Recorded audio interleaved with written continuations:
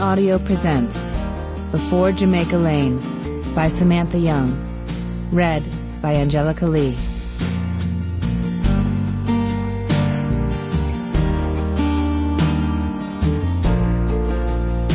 Chapter 1. Stirling, Scotland, February. Every time we turned a corner, the icy cold wind hammered into us, almost spitefully, like it was mad when a building buffered us.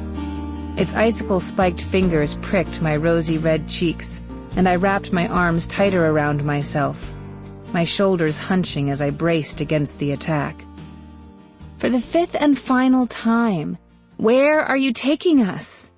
Joss asked, burrowing deeper against her fiancé, Braden. He'd opened his wool coat and huddled her inside it, his arm wrapped around her waist, holding her close. She wore a short, stylish jacket with a red dress that fit her like a second skin.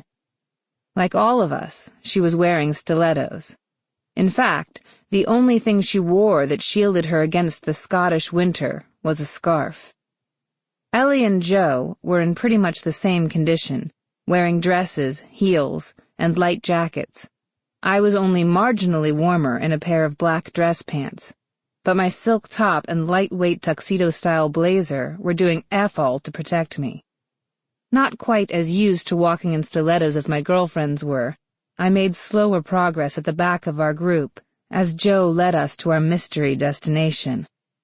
"It's not far," she promised, glancing over her shoulder at us as she led the way through the city center high street.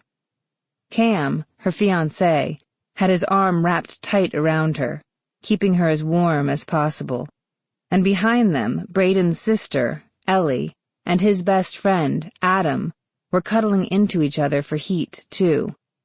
They were also engaged, very recently, in fact.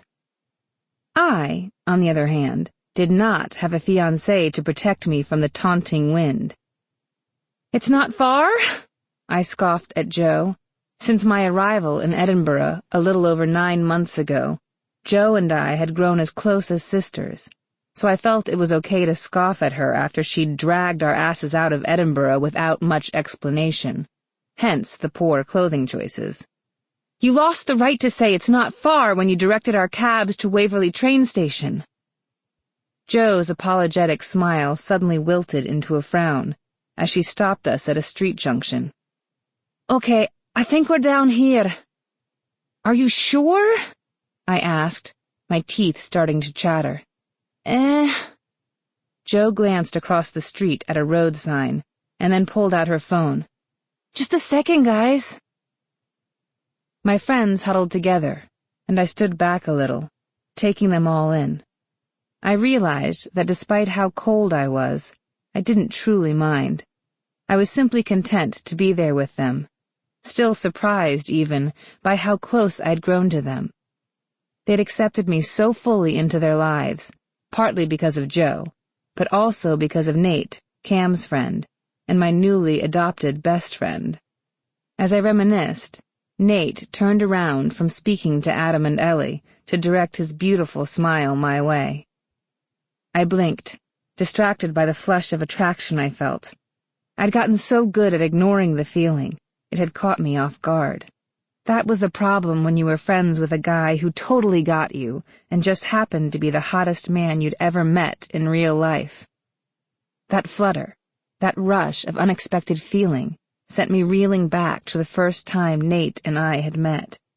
Honestly, I deserved a medal for ignoring my attraction to him. 7 months ago. Ellie's mom, Elodie Nichols, and her husband, Clark, had welcomed me and my dad into the fold as if we'd always been a part of their family. It was nice. It made fitting in with Joe's friends easier. It made fitting in with Joe easier. And since my dad and I had decided to make Scotland our home, it would be good to fit into Joe's life. She was kind of awesome. She'd also been through a really difficult time these last few years. She deserved... Sample complete. Ready to continue?